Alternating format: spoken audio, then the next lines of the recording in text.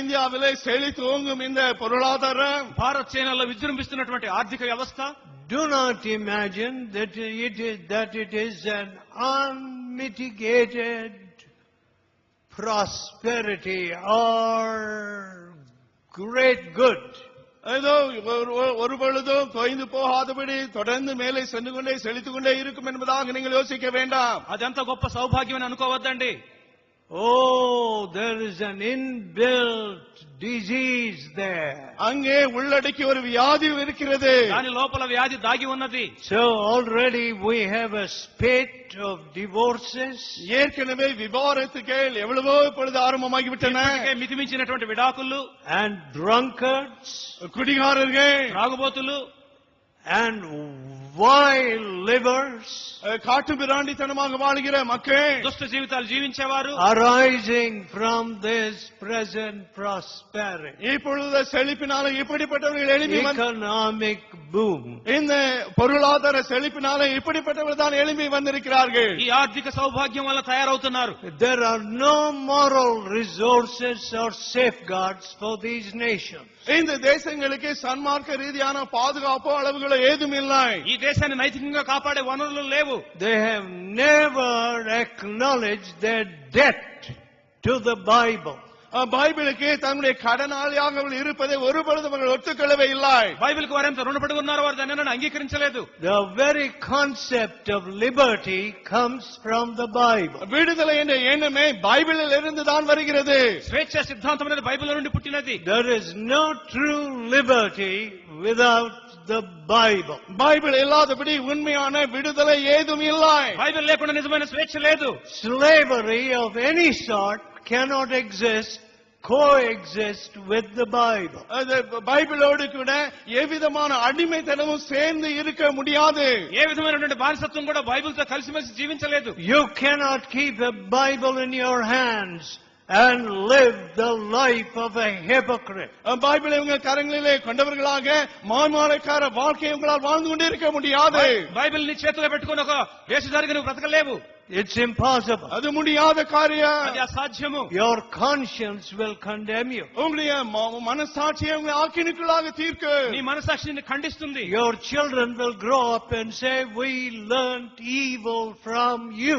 உம்மிடம் தான் அந்த பொல்லாப்பை கற்றுக்கொண்டோம் என்று உங்களுடைய பிள்ளைகள் உங்களை குறித்து வளர்ந்து சொல்லுவார்கள். నీ పిల్లలు పెద్దవాళ్ళే నీ దగ్గర చెడు నేర్చుకున్నావని నీతో చెప్తారు. Your sin will find you out. உங்களுடைய பாவங்கள் உங்களை விரட்டி பிடிக்கும். నీ పాపము నిన్ను పట్టుకొనును. So, எனவே కాబట్టి many people who love the platform, I hate to see them on the platform.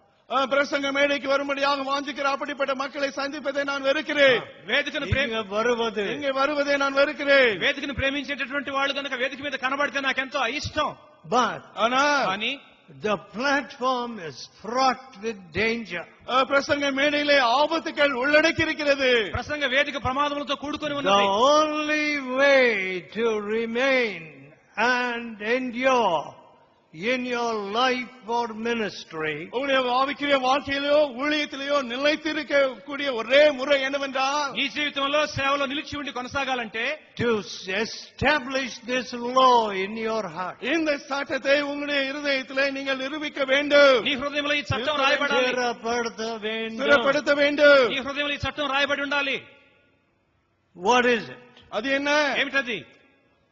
I must decrease. நான் சிறுக வேண்டும். నేను తగ్గాలి.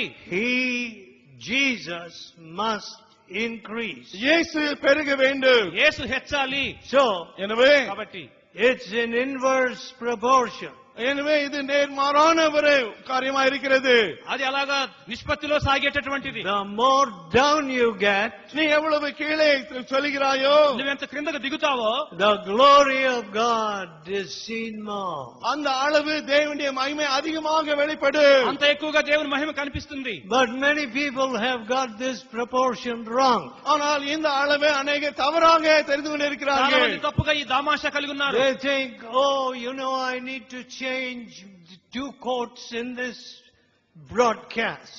இந்த என்னுடைய பிராட்காஸ்டிலே நான் 2 கோட்டுகளை மாற்றி அணிய வேண்டும். ఈ ఒక్క ప్రసారంలో 2 కోట్లు మార్చుకోవాలి. I must change my tie twice. 2 முறை என்னுடைய டைகளை மாற்ற வேண்டும். 2 సార్లు టై మార్చుకోవాలి. And then I will make a hit அப்பொழுதுதான் அங்கே நான் வெற்றி பெறுவேன். అప్పుడు నేను ప్రసిద్ధి చెందుతాను.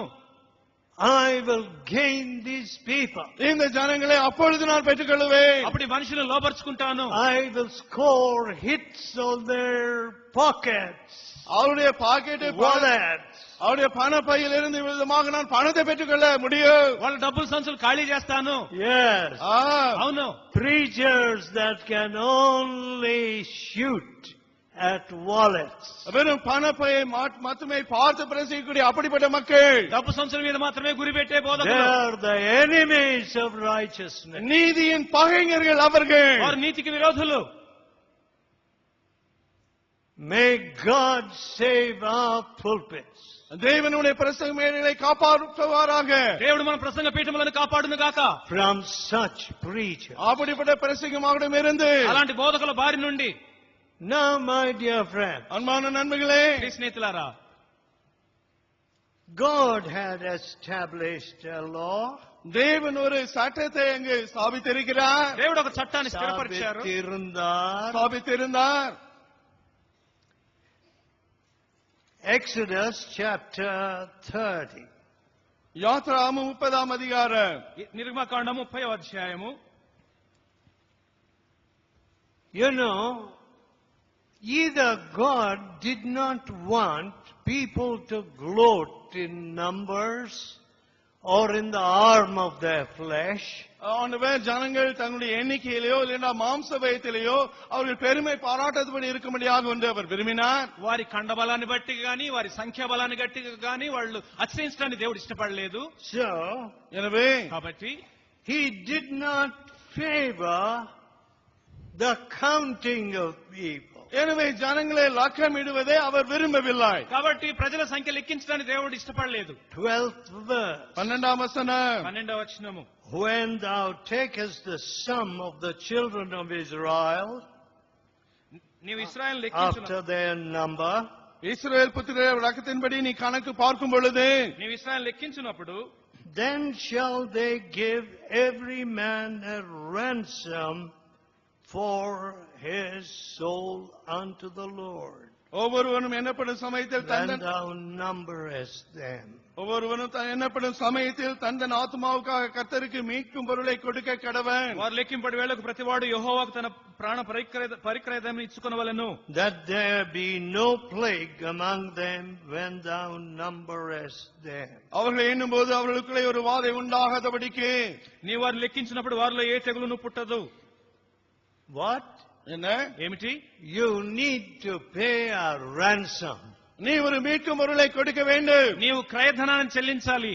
Lord, I have committed some sin. ஆண்டவரே, ஒரு பாவத்தை நான் செய்து விட்டேன். ప్రభువా, నేను ఒక పాపాన్ని చేశాను. Lest a plague should come upon me. ஒரு வாதை என் மேலே வந்து தீராதபடிக்கு. నా మీదకి తెగులు రాకుండానట్లుగా.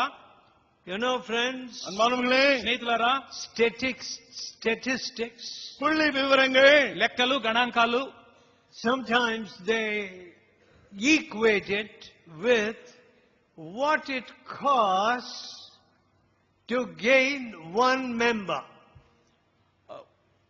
ஒரு in the church.